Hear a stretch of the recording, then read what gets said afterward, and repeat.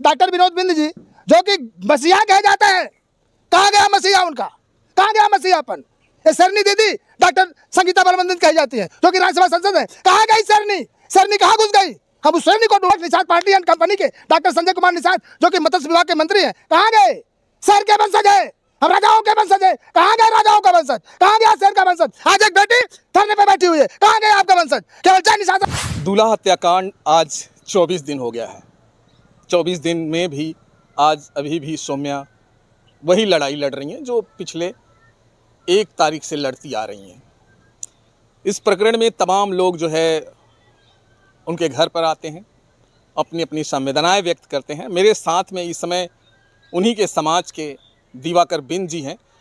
दूल्हा हत्याकांड को आज 24 दिन हो गया है, क्या देखते हैं आप? सर यही देखता हूँ, आज न्याय के लिए लोगों को धरने पे बैठना पड़ रहा है। क्या व्यवस्था, क्या सिस्टम आ गया, जबकि न्याय के लिए किसी को कभी भी धरने पे बैठने की आवश्यकता न हो। न्याय ऐसा होना चाहिए, शासन ऐसा होना चाहिए कि कभी किसी को धरने पे बैठने की कोई आवश्यकता न हो, न्याय मिल जाना चाहिए। जबकि साक्षात दिन दहाड़े एक दूल्हे को, बेचारे को, जहाँ खुशियों का माहौल था, लोग झूमते गाते हुए बारात विदा करके, और बहन को क्या अरमा था, क्या सजावट थी, क्या सजा के कल मेरी भाभी आएगी विदा कर रही थी, और उसे उसके पता चलता उसके भाई की हत्या हो गई। क्या वजह लग रहा कि अभी तक न्याय नहीं मिल पाया है? सर न्याय क्या, वही तो सरकार की वही नीतियाँ हमें समझ में नहीं आ रही। जो सरकार कहती है जीरो टॉलरेंस है, हमारे सरकार में अपराधियों को बख्शा नहीं जाएगा, गुंडे माफियाओं को छोड़ा नहीं जाएगा, तो यही हम देख रहे हैं कि वह सरकार की वो नीतियाँ, वो आवाज़ कहाँ है। आज 24 दिन से एक बेटी न्याय के लिए बैठी है, और पूरा समाज को मैं परिवार मानता हूँ। मैं पूरे जौनपुर की नहीं, पूरे उत्तर प्रदेश या पूरे देश की बात करता हूँ। निषाद बिंद केवट समाज, जो जलवंशी समाज है, वो सब मेरा समाज है। कहीं अन्याय होता है, मैं उसके साथ कंधे से कंधा मिला के खड़ा होता हूँ और जाता हूँ। तो इस पर मैं जिस दिन से घटना हुई है, पोस्टमार्टम हाउस से लेकर एनी टाइम हमेशा उसके साथ खड़ा हूँ, और जब तक न्याय नहीं मिलेगा तब तक साथ खड़ा रहूँगा। कौन दिलाएगा न्याय? देखिए, न्याय तो अभी सरकार से ही लेना है, या शासन से ही लेना है, या प्रशासन से ही लेना है। अभी डीएम साहब जो है 26 तारीख तक हम लोगों को आश्वासन दिए थे कि आपको कोई धरना नहीं करना है, कुछ नहीं करना है, न्याय मिलेगा। हम लोग 26 तारीख तक देख रहे हैं। अगर 26 तारीख तक उन हत्यारों को गिरफ्तारी या इनकाउंटर या जो भी प्रक्रिया है नहीं होती है, फिर हम आगे जो है अपना कदम बढ़ाएंगे। आपके समाज में बहुत सारे नेता हैं, और बीजेपी पार्टी से भी बहुत सारे नेता जुड़े हुए हैं। न्याय दिलाने का काम अगर जो परिवार होता है वो नेताओं की तरफ निगाहें लगा के रखता है कि जब कोई सरकार या शासन प्रशासन उनकी नहीं सुनेगा, उन नेताओं से वो गुहार लगाएगी। आपको क्या लग रहा है कि यही सबसे कठिन दुख की बात आपने पूछ ली। हमें तो लूटा अपनों ने, गैरों में कहाँ दम था, मेरी कश्ती वहीं पे डूबी जहाँ पे पानी बहुत कम था। हमारे समाज के, मान लो विपक्ष में और पक्ष में, दोनों में बराबर के भागीदार हमारे समाज के नेता हैं।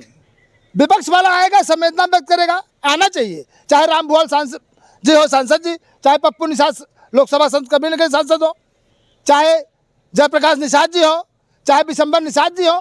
उनको कम से कम, वो लोग नेता है, उनका किराया भाड़ा सब कुछ फ्री होता है, उनको उस पीड़ित परिवार के यहाँ संवेदना व्यक्त करने आना चाहिए था। और अब बात आती है सत्ता पक्ष में। डॉक्टर विनोद बिंद जी, जो कि मसीहा कहे जाते हैं, कहाँ गया मसीहा उनका? कहाँ गया मसीहापन?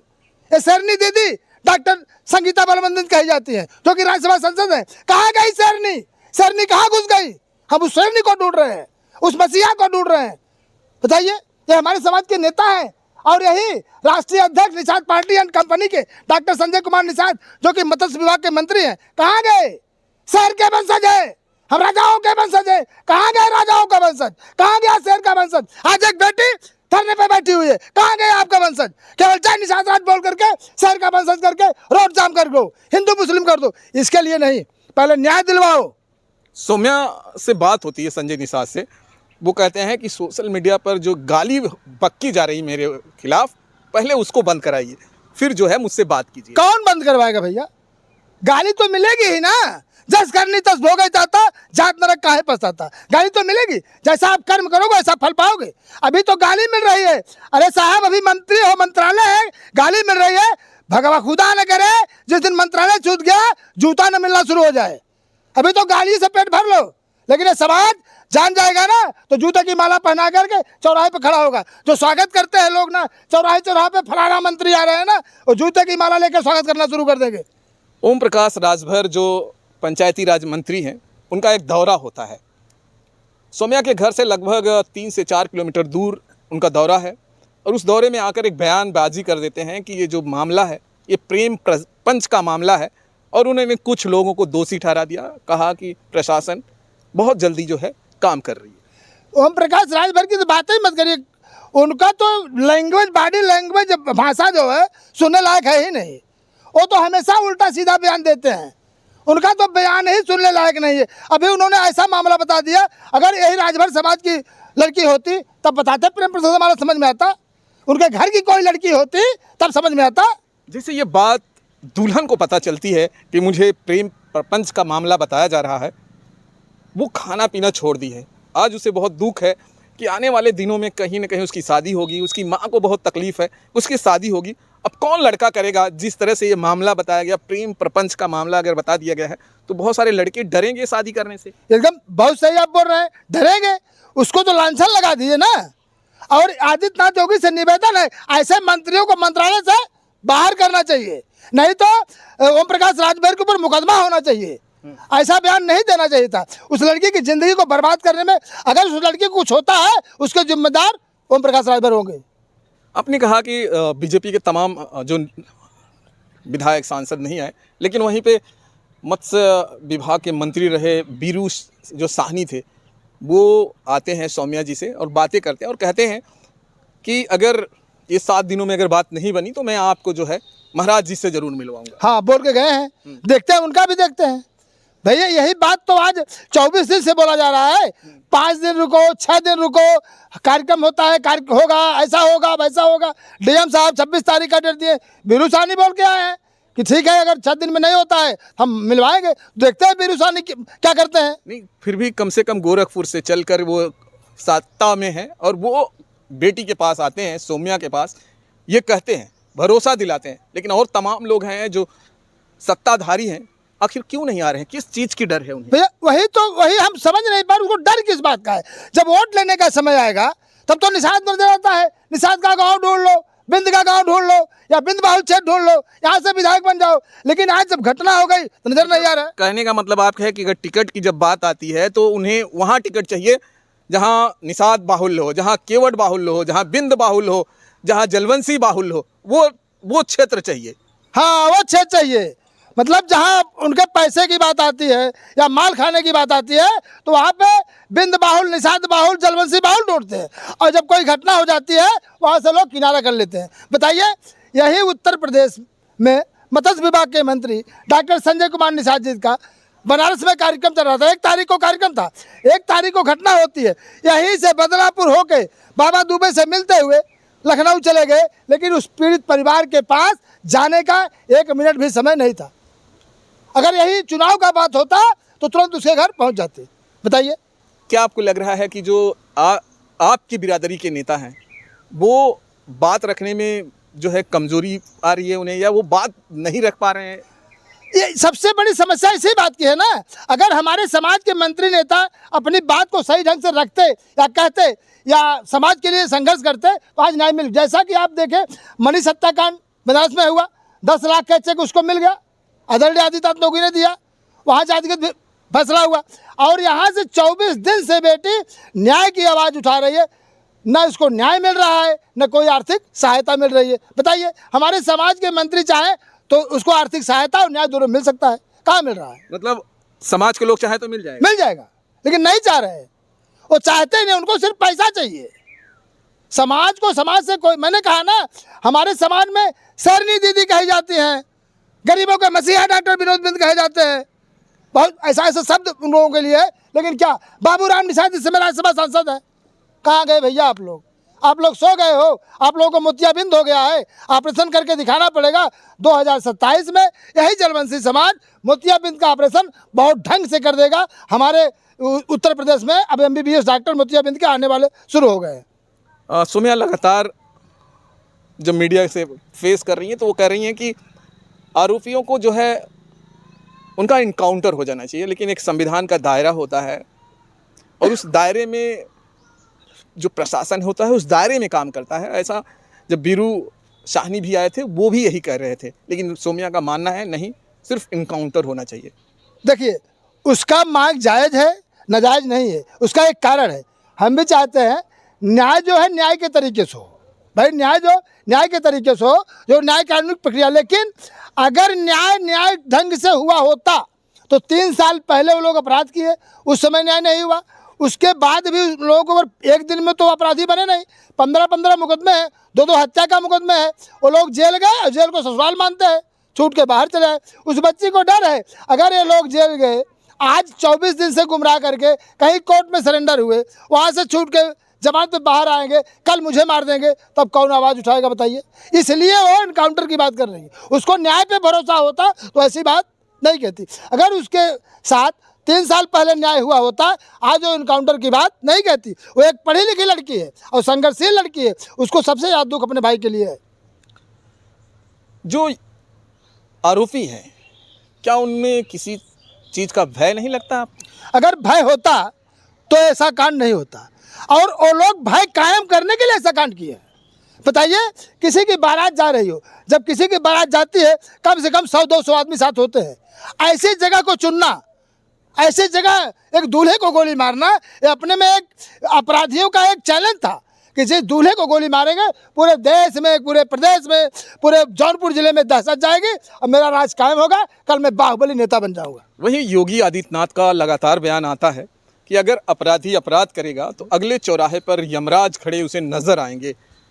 तो अपराध किए हैं तो योगी आदित्यनाथ तो कहाँ यमराज कहाँ चले गए थे? सो गए थे भैया। भाई तो सराय खाजा थाना कितनी दूर है, और सारे यमराज सो रहे थे। अच्छा, यमराज सो रहे थे, अगर यमराज सो ही गए थे तो आदरणीय आदित्यनाथ योगी को चाहिए था अभी तक उस थाने के सारे स्टाफ को निलंबित कर देना चाहिए था।